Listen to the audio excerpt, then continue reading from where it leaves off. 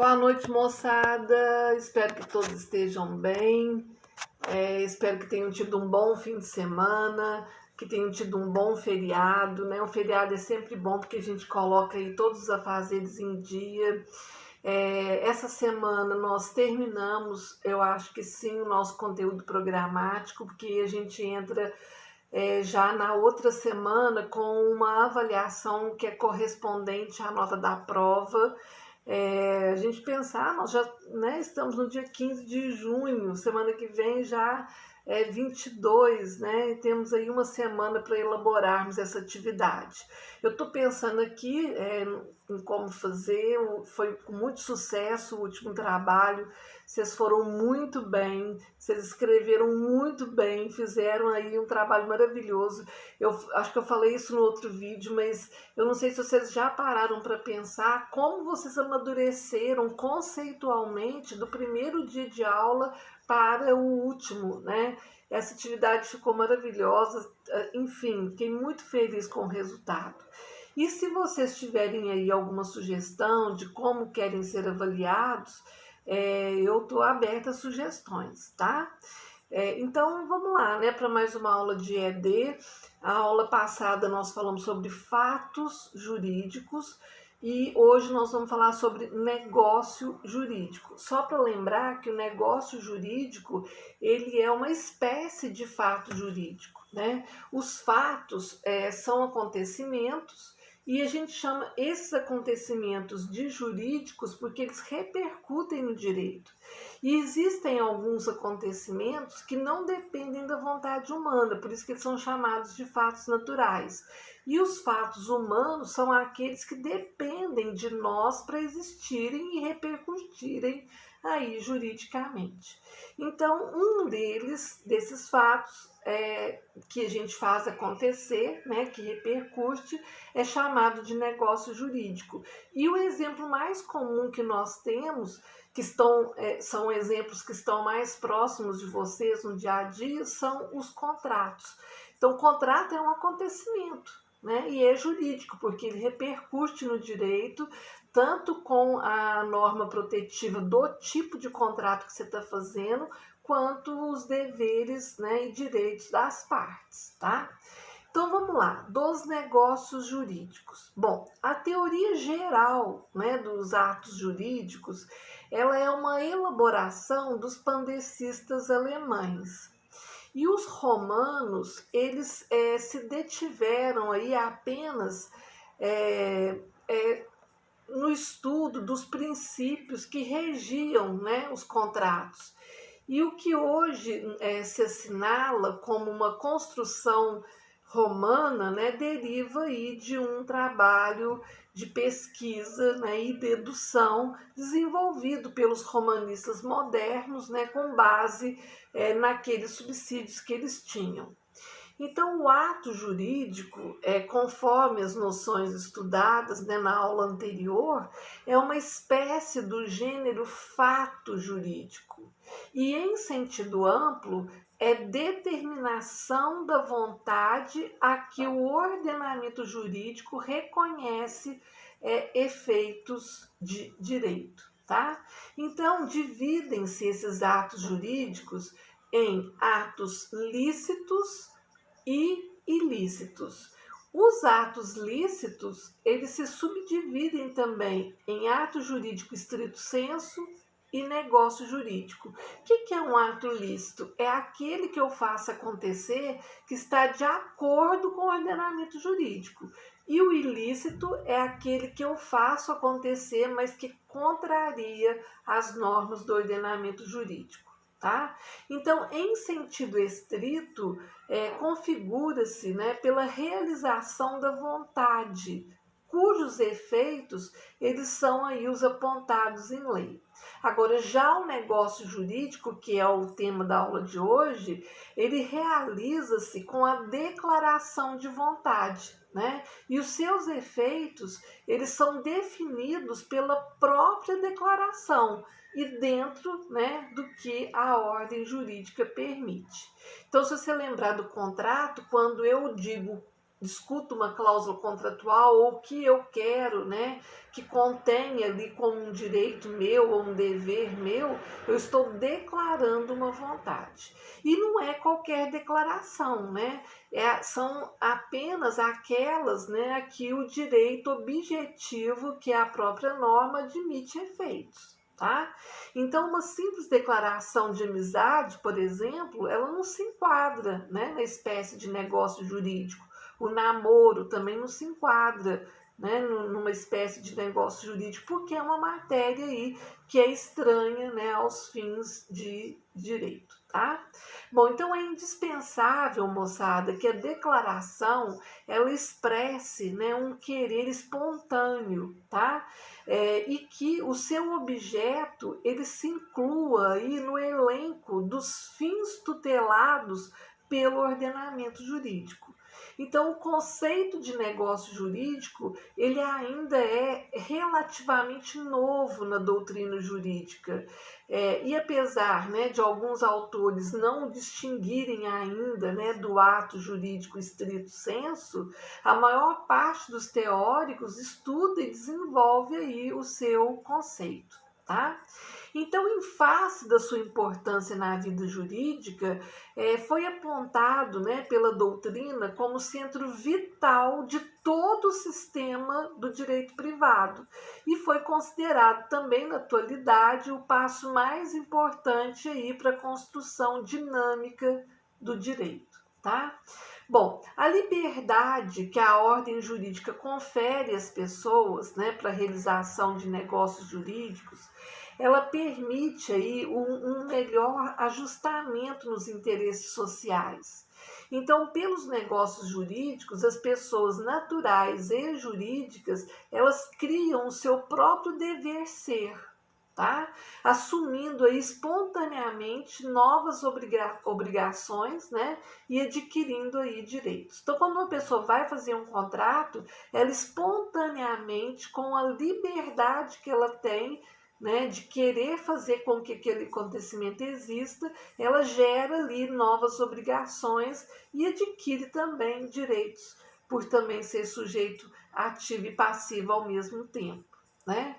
Os negócios, eles constituem, né, ao lado do direito escrito e do direito costumeiro, uma fonte especial aí de elaboração de normas jurídicas individualizadas, né, que é denominada fonte negocial, tá? Essa possibilidade que decorre aí do princípio da autonomia da vontade, ela atende em parte à filosofia existencialista, que não concorda, né, com a uniformização de tratamento jurídico, pois cada pessoa ela é portadora de uma natureza e de um condicionamento próprio. Então, os negócios jurídicos, eles personalizam o direito, dão-lhe, né, um selo de pessoalidade, né, o que corresponde aí aos anseios, né, do existencialismo, o qual deseja que o sentimento da existência individual ele não desapareça em um sistema impessoal. Tá? Então, o poder negocial ele atende igualmente à pretensão, né, do liberalismo individualista, que preconiza aí uma faixa mais ampla, né, para a livre determinação de pessoas e correlatamente, né, uma menor intervenção do Estado nos assuntos privados. Tá? Na doutrina, moçada, alguns autores eles indagam se os efeitos jurídicos dos negócios jurídicos eles derivam, né, da própria declaração de vontade ou do ordenamento jurídico. Então vamos lá, esse é o nosso tema de agora, que é a relação entre os negócios jurídicos e o ordenamento jurídico. Bom, vamos lá. A liberdade para a prática do negócio jurídico, ela sofre algumas limitações impostas pelo Estado, né? E são ditadas também pela necessidade aí de se resguardarem os interesses fundamentais do indivíduo e da coletividade. Quanto às relações entre os negócios jurídicos e o direito objetivo, as situações principais são as seguintes. Primeira, é a proibição da prática do negócio jurídico tendo em vista a natureza do seu objeto. Né? Então, um exemplo, a determinada, né, pacta corvina, que a gente chama assim, pelo qual, né, o que se acha aí na expectativa de herdar, né, ele pretende transferir os futuros direitos. Então, essa prática ela é condenada por ferir princípios de natureza moral, tá? Porque a pessoa herda, ela é existe uma expectativa de herança e ela já transferir direitos futuros que nem existem ainda. B, em segundo lugar, o negócio jurídico ele é permitido, mas a legislação coloca alguns obstáculos, né, à inserção aí de determinadas cláusulas. Exemplo, o contrato de locação, né, ele pode ser firmado regularmente, né, mas a lei proíbe, por exemplo, o preço do aluguel seja vinculado, por exemplo, ao valor do salário mínimo. Então, o contrato de trabalho, né, é livre também para as partes, mas a lei não reconhece aí qualquer cláusula, né, que não respeite aí as chamadas conquistas sociais, né, como, por exemplo, o direito de férias. Então, pensa se as partes pudessem, por livre e espontânea vontade, né, às vezes, por meio de normas dispositivas, violarem, né, alguns interesses coletivos.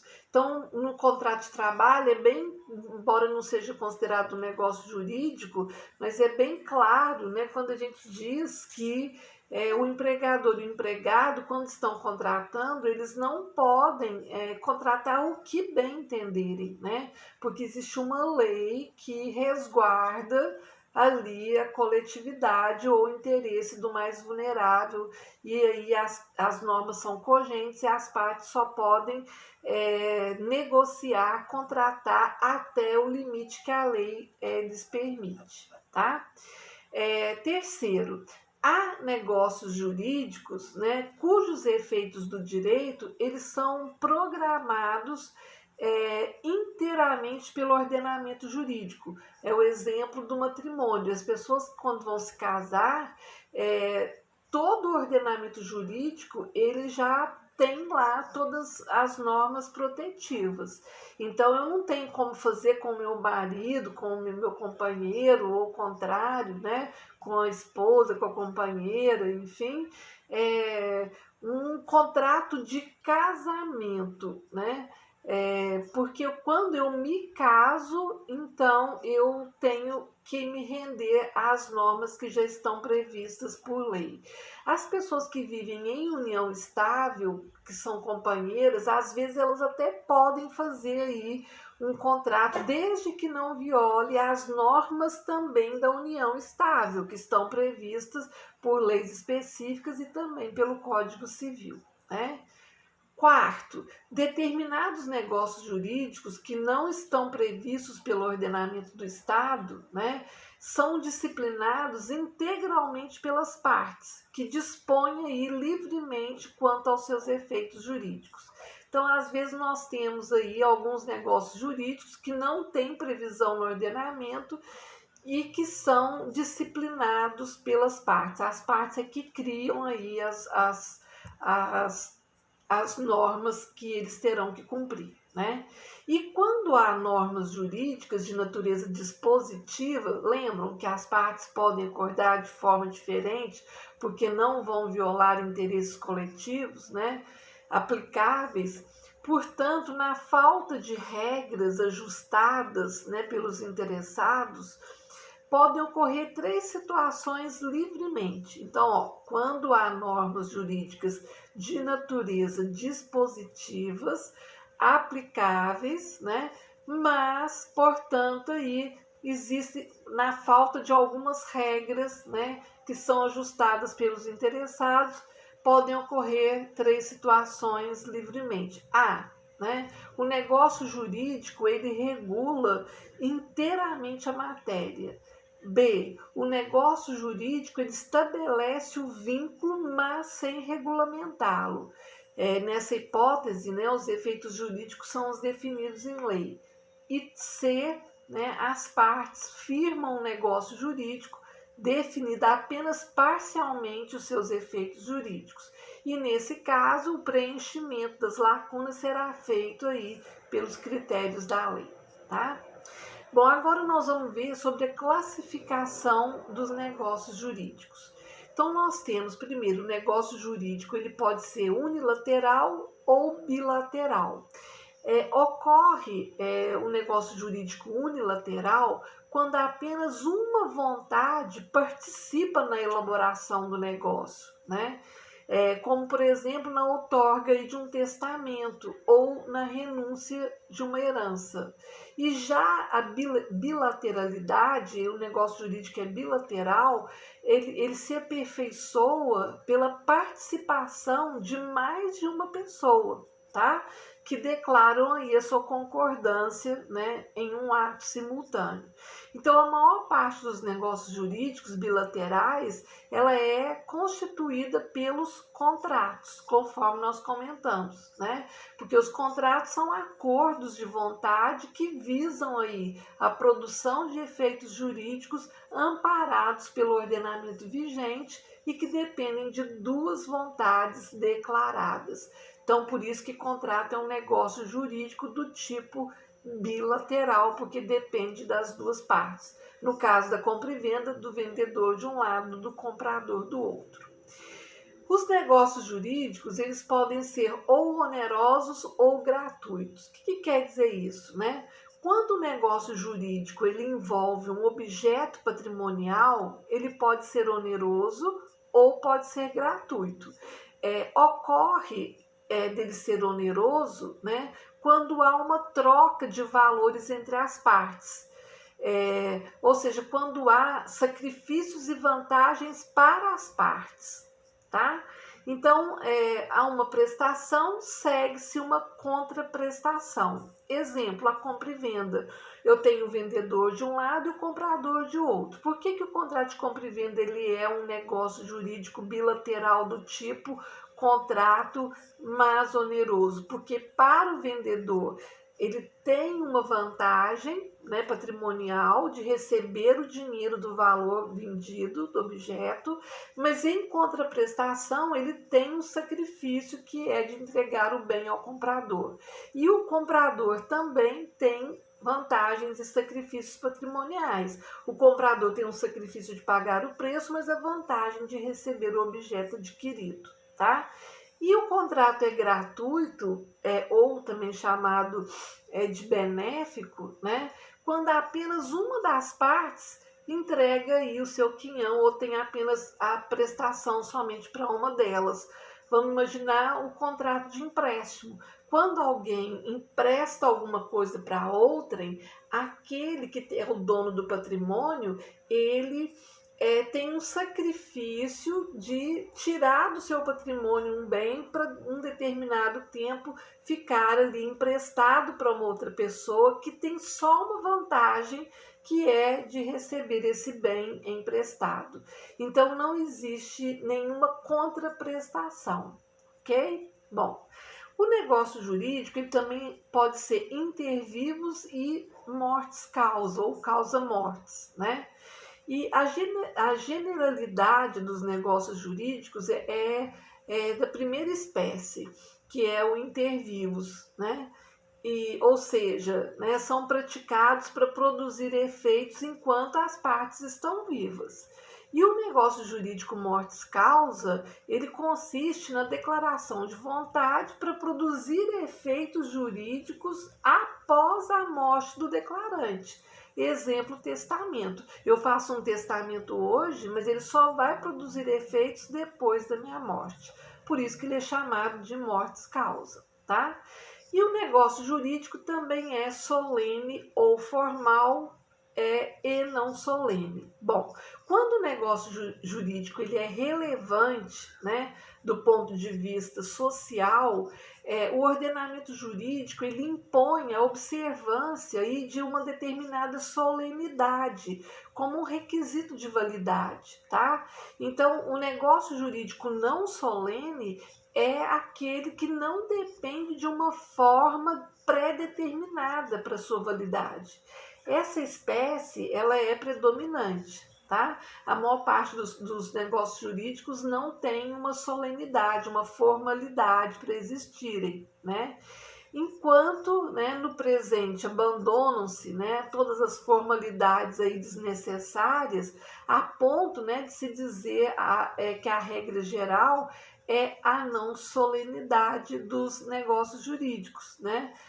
No passado, o direito estava inteiramente aí dominado pelas formas. Hoje, a regra é de que não existe forma prevista por lei. As partes são livres para poderem contratar, fazer um negócio jurídico existir de forma escrita, verbal, por mímica, né? Quando alguém vai doar alguma coisa a outrem, ele fala, você aceita em doação? Se ele fizer acenar com a cabeça que sim, ali já existem duas vontades declaradas, que querem fazer com que o contrato exista, tá?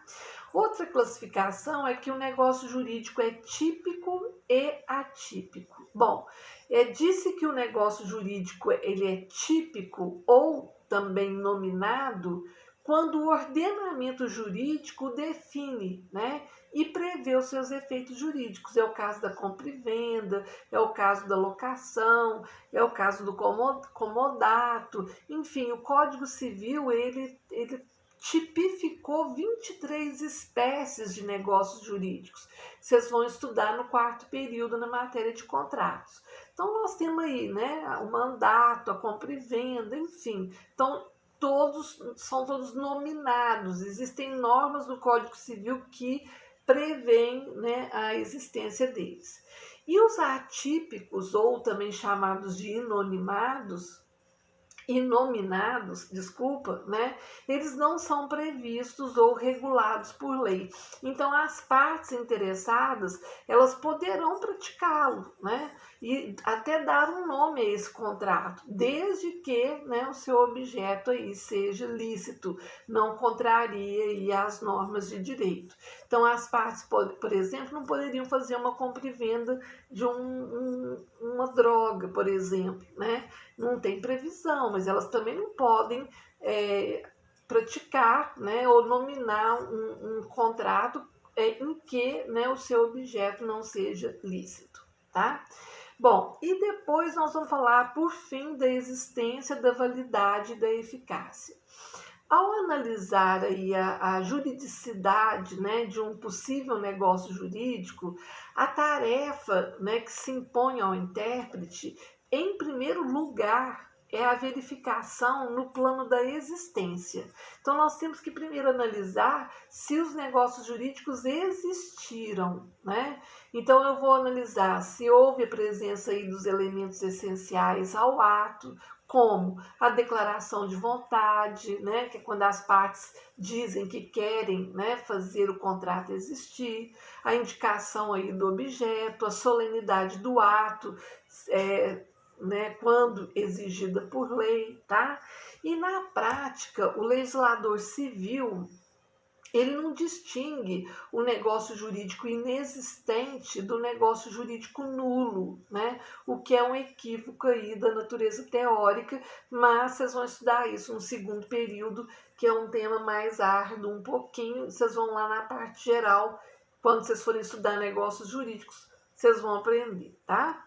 Bom, então constatei a existência, ele existe, são 3 planos. Agora eu vou fazer a interpretação da segunda etapa, né? Que é o plano da validade. Então eu já sei que ele existe, agora eu vou ver se o negócio jurídico é válido. E é quando o ato poderá ser válido, né? Ou às vezes ele é inválido. Se ele for inválido, a sua classificação aí será de um negócio jurídico que pode ser nulo ou anulável, tá? Que também é um tema mais puxado um pouquinho, que vocês vão ver no segundo período. E por fim, né, apenas aí quando se trata de negócio jurídico existente e válido, né, é que o intérprete se ocupa aí do último plano, que é o plano da eficácia, que quer dizer, né, a possibilidade aí de um negócio jurídico produzir efeitos em relação a terceiros. Então, vamos dar um exemplo aqui de um contrato de compra e venda. Vamos imaginar uma compra e venda que não tenha solenidade, que seja compra e venda de um lanche, por exemplo, na cantina da escola, né? Então, quando você chega no balcão e fala, eu quero uma coxinha e um refrigerante, a moça te diz, olha, custa aí R$ 5, R$ 6, o atendente, né?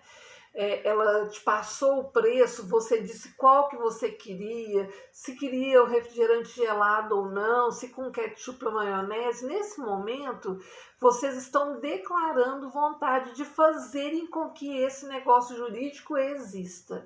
Então, quando existem duas vontades, sim, eu quero comprar, sim, eu quero vender, então ele passou a existir. Depois eu vou ver se ele tem validade, se o agente que o praticou é capaz já civilmente da prática dos atos da vida civil, se o objeto é lícito, né? Ou seja, não seja um objeto proibido por lei, e se a forma, solenidade foi atendida. Nesse caso simples que eu estou dando, não tem forma. Conforme nós comentamos, as pessoas podem fazer por escrito, podem fazer verbal, podem fazer por mímica, podem fazer até de forma tácita, né?